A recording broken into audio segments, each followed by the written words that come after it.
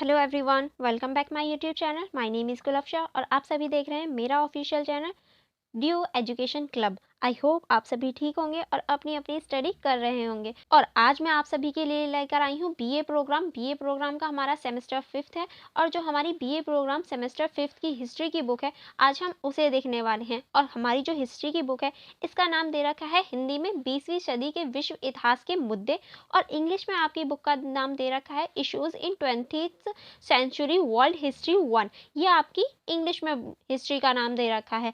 और I hope आपके पास ये सब्जेक्ट होगा जब भी आप मेरी ये वीडियो देख रहे हैं।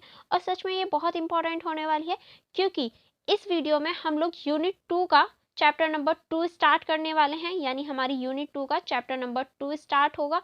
और इससे पहले अगर आपने हमारी यूनिट नंबर 1 और यूनिट नंबर 2 का चैप्टर नंबर 1 नहीं देखा है, तो आप फटाफट से जाइए और देख लीजिए, क्योंकि ये बहुत इंपॉर्टेंट चैप्टर्स हैं और बहुत इंपॉर्टेंट बुक भी है। तभी तो आप पास हो पाओगे, और पास होने के लिए और अच्छे मार्क्स लाने के लिए ज़रूरी होता है कि बुक से पढ़ाई कर ली जाए। तो इसीलिए मैं आपके लिए बुक से लेकर आई हूँ, और मैं आपको बुक से इसीलिए पढ़ाती हूँ ताकि आपको कोई भी कन्फ्यूजन क्रिएट ना हो, कहीं भी आप परेशान नहीं हो पाएँ और अपनी स्टडी को अच्छे से कर पाएँ। और ये जो हमारी बुक है, ये मैं सच में आप लोगों के कमेंट्स के लिए ही बना रही हूँ, क्योंकि आप लोगों ने बोला था कि मैम बना दीजिए, तभी मैं आपके लिए ये वीडियो लेकर आ रही हूँ। लेकिन सच में बता रही हूँ, मुझे मतलब आप लोग देखते तो हो वीडियोस, पर लाइक नहीं करते। इतनी कंजूसी क्यों करते हो भाई लाइक करने में?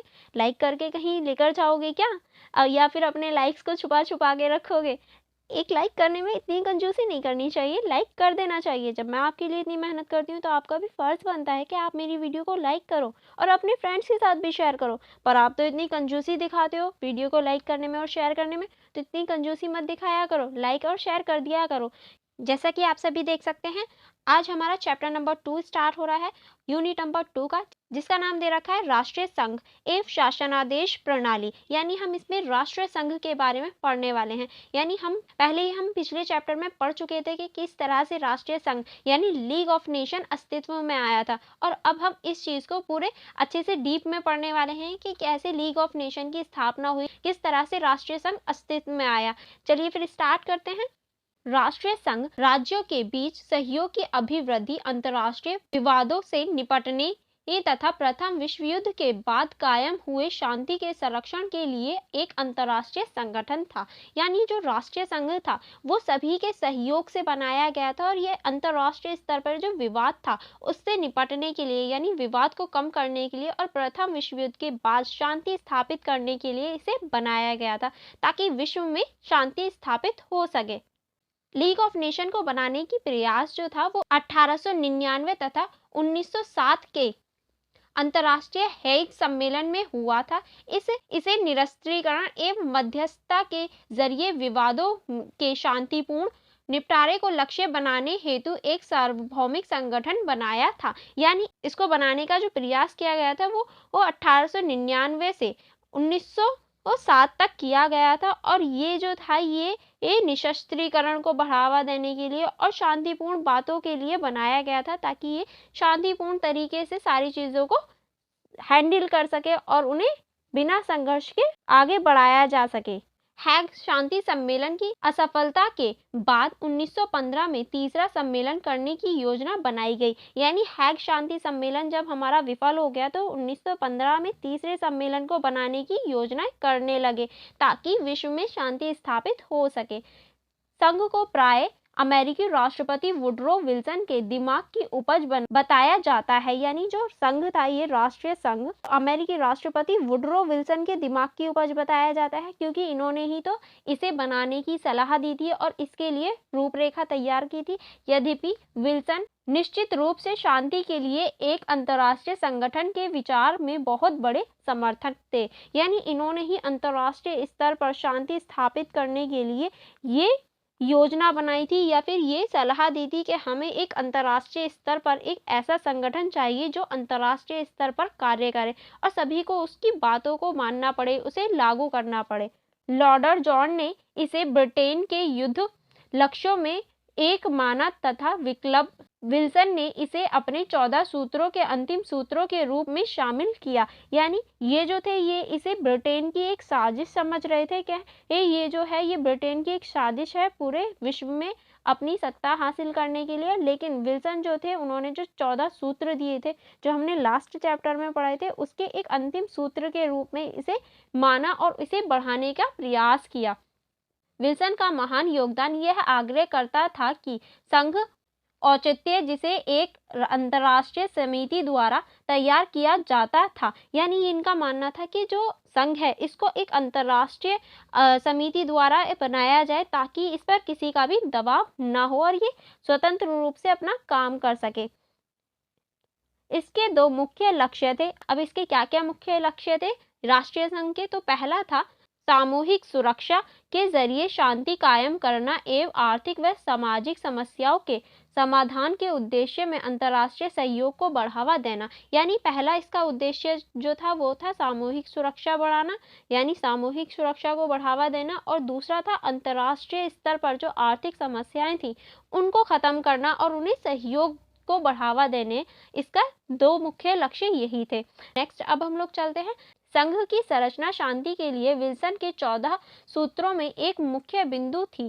पेरिस शांति सम्मेलन ने 25 जनवरी 1919 को राष्ट्रीय संघ के निर्माणों के प्रस्ताव की स्वीकृति दी। यानी 1919 में राष्ट्रीय संघ की जो निर्माण था उसकी स्वीकृति मिल गई थी 25 जनवरी 1919 को। राष्ट्रीय संघ के औचित्य की रूपरेखा एक विशेष आयोग द्वारा बनाई गई थी और वर्साई की संधि के भाग 1 द्वारा संघ स्थापित हुआ था। यानी ये जो हमारा राष्ट्रीय संघ था इसकी जो रूपरेखा थी, इसका जो डिजाइन था वो एक आयोग द्वारा बनाया गया था और वर्साई की संधि के भाग 1 में इसे स्थापित किया गया, यानी इसे बनाया गया था। आरंभ में घोषणा पत्र में 44 राष्ट्रीय द्वारा हस्ताक्षर किए गए। यानी शुरुआत में इसमें 44 राज्य या 44 देश शामिल थे। नेक्स्ट चलते हैं। नेक्स्ट है आपकी बुक में संघ को स्थापित करने एवं आगे बढ़ाने के लिए विल्सन प्रयासों, जिसके लिए उन्हें 1919 में नोबेल पुरस्कार से सम्मानित किया गया। यानी विल्सन के वुडरो विल्सन जो थे इन्होंने जो प्रयास किए थे, इतनी अच्छी सोच रखी, इतने अच्छे विचार रखे, इसके लिए इन्हें 1919 में नोबेल पुरस्कार भी दिया गया वुडरो विल्सन को।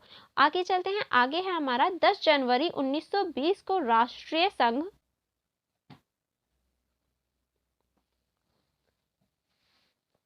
आधिकारिकता रूप से अस्तित्व में आया। यानी 1920 में ये आधिकारिकता यानी कार्य करने के रूप में ये सामने आया और 1920 से इसने कार्य करना शुरू कर दिया। मुख्यालय स्विट्जरलैंड के जिनेवा में था। संघ ने वर्साई की संधि को लागू होने के 6 दिनों के बाद 16 जनवरी 1920 में पेरिस में अपनी पहली बैठक आयोजित की। यानी ये जो संघ था इसकी जो वो मुख्यालय था वो स्विट्जरलैंड में था जो जिनेवा में है। और 16 जनवरी 1920 के बाद में इसने अपनी पहली ही बैठक, यानी वर्साई की संधि के 6 दिन बाद 16 जनवरी 1920 को ही अपनी पहली बैठक आयोजित कर दी थी। ठीक है, आगे चलते हैं। आगे है जहां संघ की पहली आम सभा 15 नवंबर 1920 को आयोजित हुई थी, जिसमें 41 राष्ट्रीयों के प्रतिनिधित्व उपस्थित थे। यानी पहली जो सभा हुई थी इसकी 15 नवंबर 1920 को, उसमें 41 राज्य जो थे यानी 41 देशों की सरकारें शामिल थी। अब हम बात करते हैं राष्ट्रीय संघ जो था इसके प्रतीक, यानी इसका जो झंडा था या इसका जो प्रतीक था वो कैसा था, कैसे इसको प्रतीक को देख सकते हैं। राष्ट्रीय संघ का ना तो कोई आधिकारिकता ध्वज था और ना ही शब्द चिन्ह। यानी राष्ट्रीय संघ जो था इसका कोई भी ध्वज या इसका कोई भी चिन्ह नहीं था, कोई भी इसका झंडा नहीं था। 1920 में संघ की शुरुआत के दौरान एक आधिकारिकता प्रतीक चुनने के लिए प्रस्ताव लाए गए, लेकिन सदस्य राष्ट्रीय सभी सहमति नहीं बन पाई। यानी 1920 में राष्ट्रीय संघ के लिए प्रतीक को चुनने के लिए इन्होंने कोशिश तो की पर सभी लोग सहमत नहीं हो पाए किसी भी प्रतीक के साथ में कि हाँ ये प्रतीक हम मान लेते हैं।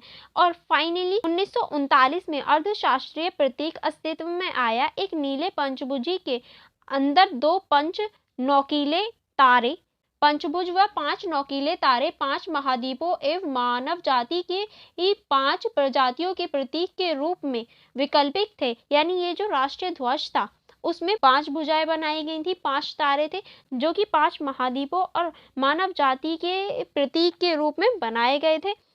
ध्वज के एक चापकृति के ऊपर और नीचे अंग्रेजी में लीग ऑफ नेशन तथा फ्रेंच में सोशिएटेड डैश नेशन नाम अंकित था। जैसे कि आप यहाँ देख सकते हैं, ये जो आपकी पिक्चर है ये लीग ऑफ नेशन के राष्ट्रीय ध्वज की पिक्चर है।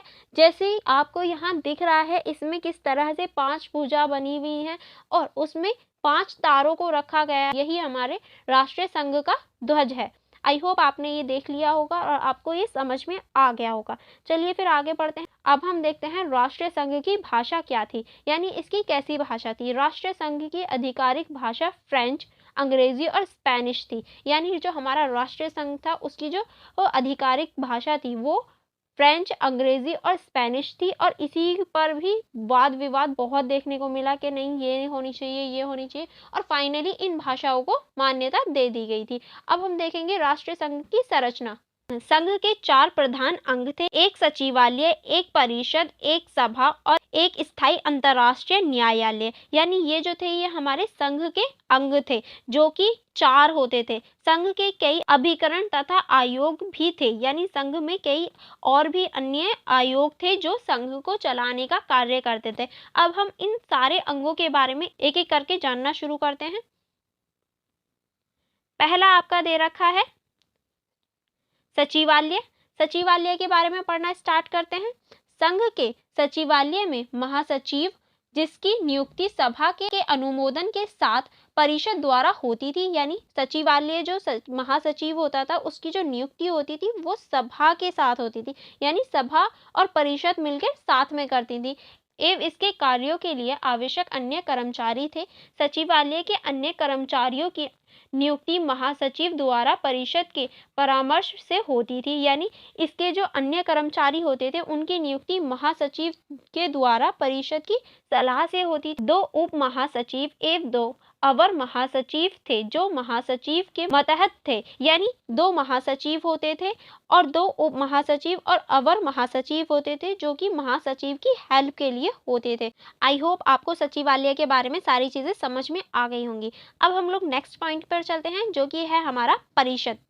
संघ की परिषद में स्थायी सदस्य और अस्थायी सदस्य दोनों ही शामिल थे। यानी संघ में स्थायी सदस्य भी होते थे और अस्थायी सदस्य भी होते थे, जिसमें 4 जो थे वो स्थायी सदस्य थे। और वो 4 स्थायी सदस्य कौन कौन से थे? पहला था इंग्लैंड, दूसरा था फ्रांस, तीसरा था इटली, चौथा था जापान। ये 4 जो थे वो स्थायी सदस्य थे।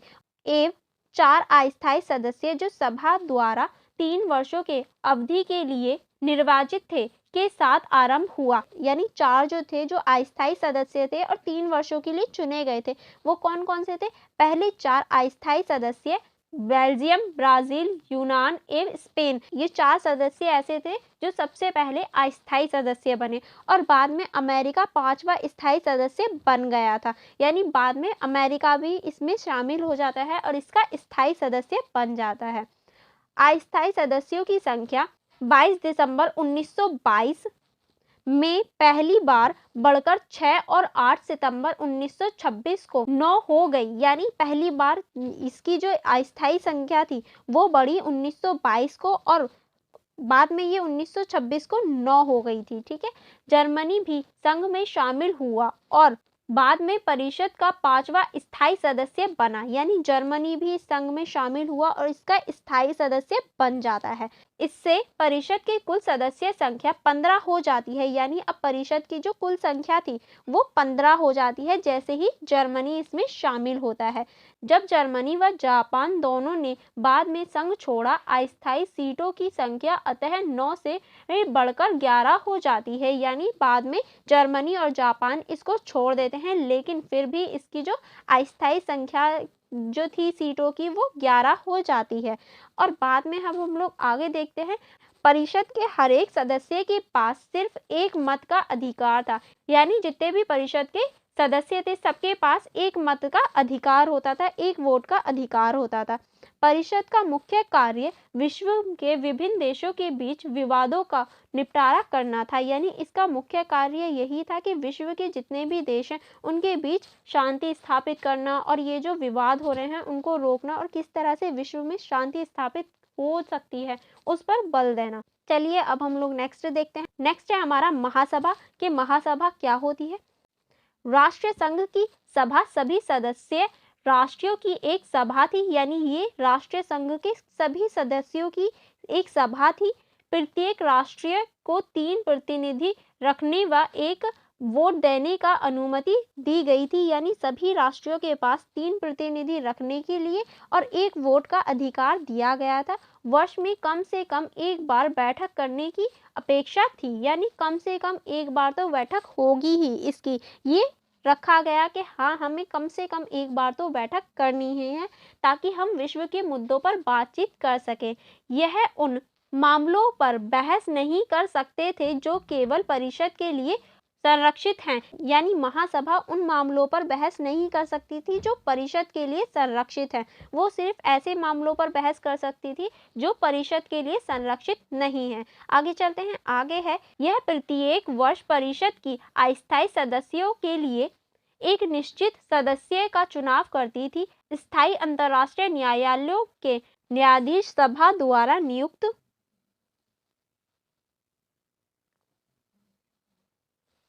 वर्ष के लिए निर्वाचित होती। यानी अंतर्राष्ट्रीय स्तर पर जो हमारे न्यायाधीश सभा द्वारा नियुक्त किए जाते थे वो हर वर्ष के लिए चुने जाते थे और उनका चयन किया जाता था। अब हमारा नेक्स्ट स्टार्ट होता है लीग ऑफ नेशन का नेक्स्ट अंग है हमारा स्थायी अंतर्राष्ट्रीय न्यायालय। अब स्थायी अंतर्राष्ट्रीय न्यायालय के बारे में पढ़ना स्टार्ट करते हैं। स्थायी अंतर्राष्ट्रीय न्यायालय राष्ट्रीय संघ का अंतर्राष्ट्रीय न्यायालय था। यानी ये राष्ट्रीय संघ का एक अंतर्राष्ट्रीय न्यायालय था जिसकी स्थापना राष्ट्रीय संघ के औचित्य की धारा 14 के तहत 15 फरवरी 1922 में हुई थी। यानी ये जो था अंतर्राष्ट्रीय न्यायालय ये राष्ट्रीय संघ के आर्टिकल 14 के अंतर्गत 15 फरवरी 1922 में इसकी स्थापना हुई थी। पीसीआईजे ने जनवरी 1922 में हैग में अपना आरंभिक सत्र प्रारंभ किया और पहला सम्मेलन हुआ। यानी जो हमारा अंतर्राष्ट्रीय न्यायालय था इसका जो पहला सम्मेलन हुआ था वो 1922 में हैग में हुआ था और 1922 व 1940 के बीच न्यायालय ने राष्ट्रों के बीच के 28 विवाद स्तर मामलों की सुनवाई की एवं 27 परामर्श विचार दिए। यानी इसने 38 विवादों को निपटाया और 27 विषयों पर इसने अपने विचार दिए। और 1946 में अंतर्राष्ट्रीय न्यायालय द्वारा प्रतिस्थापित हो गया जब संयुक्त राष्ट्र संघ का गठन हुआ और 1946 में ये प्रतिस्थापित हो गया। कब जब संयुक्त राष्ट्र संघ की स्थापना हुई थी। नेक्स्ट अब हम देखते हैं तकनीकी रूप से कहा जाए तो अंतर्राष्ट्रीय न्यायालय राष्ट्रीय संघ का अंग नहीं था। क्योंकि ये स्वतंत्र होकर कार्य करता था, उस पर किसी का भी दबाव नहीं था। इसलिए हम कह सकते हैं कि राष्ट्रीय संघ जो था वो किसी का भी हिस्सा नहीं था। न्यायालय का फैसला अंतिम होता था और अपील के लिए कोई प्रावधान नहीं था। यानी जो न्यायालय ने फैसला दे दिया वो अंतिम फैसला है और उसमें कोई भी अपील के लिए प्रावधान नहीं था कि आप अपील कर सकते हैं, नहीं, ऐसा कोई भी प्रावधान नहीं था। द्वितीय विश्व युद्ध ने स्थायी अंतर्राष्ट्रीय न्यायालय को समाप्त कर दिया। यानी द्वितीय विश्व युद्ध के बाद जो स्थायी अंतर्राष्ट्रीय था इसको समाप्त कर दिया गया। न्यायालय ने हॉलैंड पर जर्मनी आक्रमण से पहले फरवरी 1940 में हैग में अपना अंतिम युद्धकालीन सत्र आयोजित किया। यानी जो अंतिम युद्धकालीन सत्र था इस न्यायालय का वो था 1940 में जो हैग में हुआ था। ठीक है, चलिए अब हम लोग आगे चलते हैं। आगे दे रखा है आपकी बुक में शिष्टमंडलों ने सैनी फ्रॉक्सिको सम्मेलन में संयुक्त राष्ट्र के एक प्रधान अंग एवं संयुक्त राष्ट्र के मुख्य न्यायिक संगठन के रूप में एक नए अंतर्राष्ट्रीय न्यायालय को मान्यता प्रदान की। यानी इस सम्मेलन के अंतर्गत संयुक्त राष्ट्र संघ को मान्यता दी गई और एक नया सम्मेलन बनाया गया संयुक्त राष्ट्र संघ के नाम से। अब हम इसके और भी अन्य जो अंग हैं राष्ट्रीय संघ के उनको देखते हैं कि राष्ट्रीय संघ के और क्या अंग हैं या अन्य निकायों को देख लेते हैं। अंतर्राष्ट्रीय सम्मेलनों के समाधान के लिए संघ द्वारा कई अन्य अभिकरण एवं आयोग बनाए गए थे यह थे निशस्त्रीकरण आयोग, स्वास्थ्य संगठन, अंतर्राष्ट्रीय श्रम संगठन, शासन आदेश आयोग, अंतर्राष्ट्रीय बौद्धिक सहयोग आयोग, स्थायी केंद्रीय अफीम बोर्ड, शरणार्थी आयोग एवं दास आयोग। इन सभी आयोगों को बनाया गया था ताकि जो विश्व है उसमें शांति स्थापित की जा सके और जो हमारे वाद विवाद हो रहे थे उनको रोका जा सके। इनमें से कई संस्थाएं अंतर्राष्ट्रीय श्रम संगठन के अतिरिक्त स्थायी अंतर्राष्ट्रीय न्यायालय के रूप में एक संयुक्त राष्ट्रीय संघ का स्थान बना और स्वास्थ्य संगठन विश्व स्वास्थ्य संगठन के रूप में पुनर्गठित हुआ। यानी इनमें से कुछ संस्थाओं को जब संयुक्त राष्ट्रीय संघ बना तो उसमें भी शामिल किया गया और जो हमारा स्वास्थ्य संगठन था वो आगे चल के विश्व स्वास्थ्य संगठन में परिवर्तित हो गया, यानी विश्व स्वास्थ्य संगठन के नाम से अब उसे जाना जाने लगा। संघ के स्वास्थ्य संगठन के 3 निकाय थे, यानी संघ का जो स्वास्थ्य संगठन था उसमें 3 निकाय थे। पहला जो था हमारा वो था स्वास्थ्य ब्यूरो, जिसमें संघ के स्थायी पदाधिकारी शामिल थे, यानी इसमें स्थायी पदाधिकारी शामिल थे स्वास्थ्य ब्यूरो में। एंड नेक्स्ट था हमारा कार्यकालीन अनुभाग, आम सलाहकार परिषद या सभा, जिसमें चिकित्सा विशेषज्ञ शामिल थे, यानी इसमें चिकित्सा जो हमारे विषय थे चिकित्सा से रिलेटेड उन्हें रखा गया था। एंड नेक्स्ट था हमारा स्वास्थ्य समिति। समिति का उद्देश्य जांच आयोग करना था, यानी इस समिति का जो उद्देश्य था वो जांच पड़ताल करना कि सारी चीजें सही हो रही हैं, यानी यही इसका कार्य था। अब हम लोग नेक्स्ट चलते हैं। नेक्स्ट है हमारा 1919 में अंतर्राष्ट्रीय श्रम संगठन वसाई संधि के एक भाग के रूप में निर्मित हुआ एवं संघ के कार्यकलापों का हिस्सा बना। अल्बर्ट थॉमस इसके पहले निर्देशक बने, यानी अल्बर्ट थॉमस जो थे वो इसके पहले निर्देशक बने थे, यानी इसके पहले अध्यक्ष बने थे। और इसके साथ में इसने कार्यालयों में महिलाओं के जो अधिकार थे उनको बढ़ावा दिया कि किस तरह से जो महिलाएं हैं उनके कार्यों को बढ़ावा दिया। किसके अंतर्गत? अंतर्राष्ट्रीय श्रम संगठन के अंतर्गत। इसमें महिलाओं के जो श्रम थे या महिलाओं के जो अधिकार थे उनके बारे में भी बात की गई थी। संघ नशीले पदार्थों के व्यापारों को नियंत्रित करना चाहता था, यानी ये जो संघ था ये नशीले पदार्थों के जो व्यापार होता था, जो नशीले पदार्थों का आयात निर्यात था उसको भी रोकना चाहता था। स्थायी केंद्रीय अफीम बोर्ड की स्थापना की, यानी इसको रोकने के लिए स्थायी केंद्रीय अफीम बोर्ड की भी स्थापना की गई थी। बोर्ड ने भी नशीली वस्तुओं के वैध अंतर्राष्ट्रीय व्यापार के लिए आयात प्रमाणकों एवं निर्यात प्राधिकरणों का गठन किया, यानी बोर्ड ने भी अब जो नशीले पदार्थ थे उनको अंतर्राष्ट्रीय स्तर पर रोकने के लिए एक बोर्ड का गठन किया गया ताकि ये जो नशीले पदार्थ होते हैं इनको रोका जा सके और एक अच्छे विश्व की स्थापना की जा सके। दास आयोग भी बनाया गया था, जिसके अंतर्गत दास आयोग पूरी दुनिया में प्रचलित दास प्रथा व दास व्यापार का उन्मूलन करना चाहता था, यानी जो हमारी दास प्रथा थी उसको रोकने के लिए दास प्रथा का जो थी उसको रोकने के लिए एक संगठन बनाया गया जिसका नाम दास आयोग रखा गया।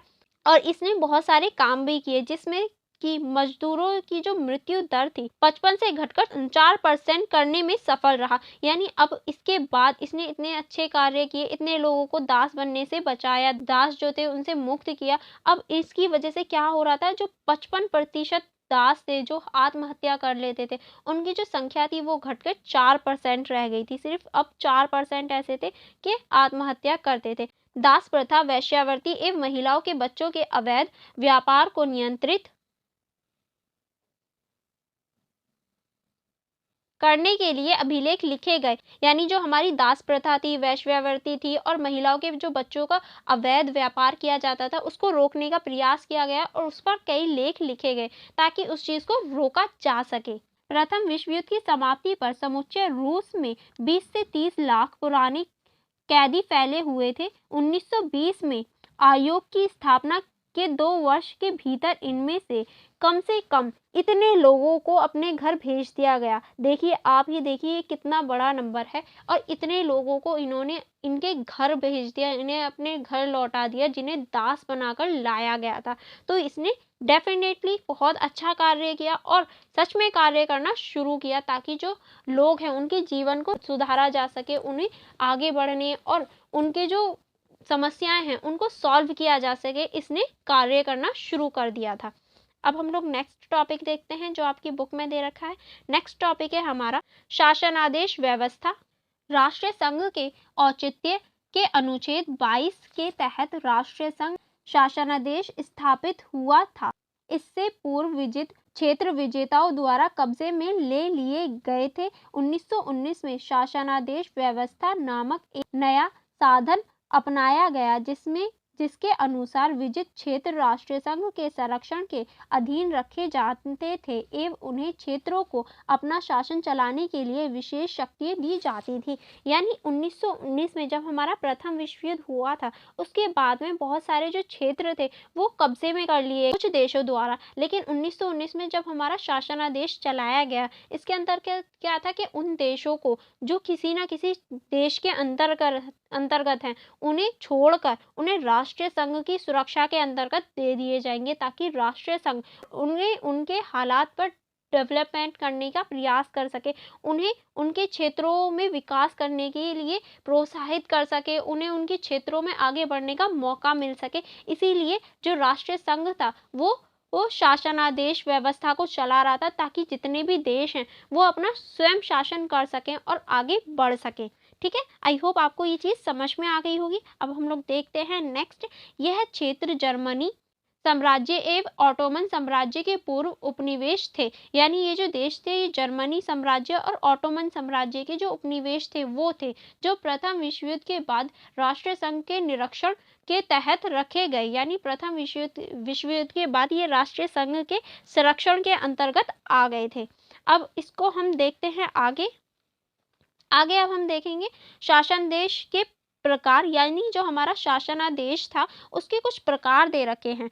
इसका पहला प्रकार था वर्ग आ शासनादेश। पहला प्रकार वर्ग आ शासनादेश पूर्व के ऑटोमन साम्राज्य द्वारा नियंत्रित किया जाता था। यानी जो हमारे पूर्व का ऑटोमन साम्राज्य था उसके अंतर्गत जो भी क्षेत्र आते थे उन्हें वर्ग ए के अंतर्गत रखा गया था। ठीक है, चलिए अब हम लोग आगे बढ़ते हैं। आगे अब आप देखेंगे कि वर्ग ए जो है यानी वर्ग आ जो है उसके अंतर्गत जो देश आते थे वो कौन कौन से थे। पहला था इराक, जो कि ब्रिटेन के अंतर्गत आता था, यानी ब्रिटेन ने इराक पर कब्जा कर रखा था। दूसरा है हमारा फिलिस्तीन, जिस पे ब्रिटेन का कब्जा था, यानी फिलिस्तीन पर भी ब्रिटेन का शासन था। एंड तीसरा है हमारा सीरिया, जिस पे फ्रांस का शासन था, यानी सीरिया पर फ्रांस का शासन था और फ्रांस सीरिया पर शासन कर रहा था, जिसकी वजह से उन्हें मुक्ति के लिए कहा गया और अब वो संयुक्त राष्ट्र के अंतर्गत आ गए थे प्रथम विश्व युद्ध के बाद। एंड नेक्स्ट हम लोग चलते हैं। नेक्स्ट है आपका वर्ग बा शासनादेश। दूसरे प्रकार या वर्ग बा शासनादेश पश्चिम व मध्य अफ्रीका के उप सहारा क्षेत्र में सभी पूर्व जर्मनी क्षेत्र थे। यानी वर्ग बा में उन क्षेत्रों को रखा गया जो पश्चिम व मध्य अफ्रीकी वाले देश थे। उन्हें वर्ग बा में रखा गया। अब चलिए इनको देख लेते हैं, ये कौन कौन से थे। फर्स्ट है आपका रुआंडा उरुंडी, जिसपे बेल्जियम का कब्जा था। यानी रुआंडा उरुंडी जो था उस पे बेल्जियम का कब्जा था और बाद में इसे भी स्वतंत्र कर दिया गया। एंड नेक्स्ट है आपका तंजानिका, जिस पे ब्रिटेन का कब्जा था। यानी इस पे ब्रिटेन ने कब्जा कर रखा था और बाद में इस संयुक्त राष्ट्र के अंतर्गत रखा गया ताकि ये लोग अपना विकास कर सके और आगे बढ़ सके। ठीक है, अब हम लोग नेक्स्ट देखते हैं। नेक्स्ट है आपका वर्ग सा शासनादेश। वर्ग सा शासनादेश के अंतर्गत क्या था। अंत समूह वर्ग शासनादेश दक्षिण पश्चिमी अफ्रीका तथा दक्षिण प्रशासन द्वीप समेत अपने क्षेत्र के विभिन्न भागों के रूप में अधिशासित्य के कानून के अधीन सबसे छोटे भंग से संचालित माना जाता है। यानी हमारे वर्ग सा में उन देशों को रखा गया जो दक्षिण पश्चिमी अफ्रीका के देश थे और उन्हीं को इसमें शामिल किया गया, जिसमें आप पहला देख सकते हैं पूर्व जर्मन न्यू गिनी, जिस पे कब्जा था ऑस्ट्रेलिया का। यानी ऑस्ट्रेलिया ने इस पर कब्जा कर रखा था पूर्व जर्मन न्यू गिनी पर। एंड नेक्स्ट है आपका नौरू जर्मन न्यू गिनी का पूर्व अंग, जिस पे ऑस्ट्रेलिया का कब्जा था, यानी इस पर भी किसका कब्जा था, इस पर भी ऑस्ट्रेलिया का कब्जा था। नेक्स्ट है आपका पूर्व जर्मन समाओ, जिस पे न्यूजीलैंड का कब्जा था, यानी इस देश पर न्यूजीलैंड ने कब्जा कर रखा था। और ये सारे जो देश थे ये सभी बाद में कर संयुक्त राष्ट्र के अंतर्गत आ गए, ताकि संयुक्त राष्ट्र इनका जो विकास है वो कर सके, लीग ऑफ नेशन के अंतर्गत रखे गए ताकि इनका विकास हो सके, ये लोग भी अपने आगे बढ़ सकें। आई होप आपने अभी तक हमारी वीडियो को लाइक कर दिया होगा और मेरे चैनल को सब्सक्राइब भी कर दिया होगा और अपने फ्रेंड्स के साथ भी शेयर कर दिया होगा, क्योंकि अकेले अकेले थोड़ी ना पास होना है, अपने फ्रेंड्स के साथ भी तो शेयर करना ज़रूरी है। तो आपने अपने फ्रेंड्स और आपके फ़ोन में जितने भी ग्रुप्स हैं उनके साथ शेयर कर दिया होगा। और हाँ, वीडियो देखकर तो चले जाते हो, लाइक नहीं करते हो, लाइक करना भी मत भूलना। इतनी कंजूसी अच्छी बात नहीं होती, लाइक करना अच्छी बात होती है, तो आप लाइक भी कर दीजिएगा। ओके, चलिए फिर मिलते हैं नेक्स्ट वीडियो में। Thank you for watching everyone.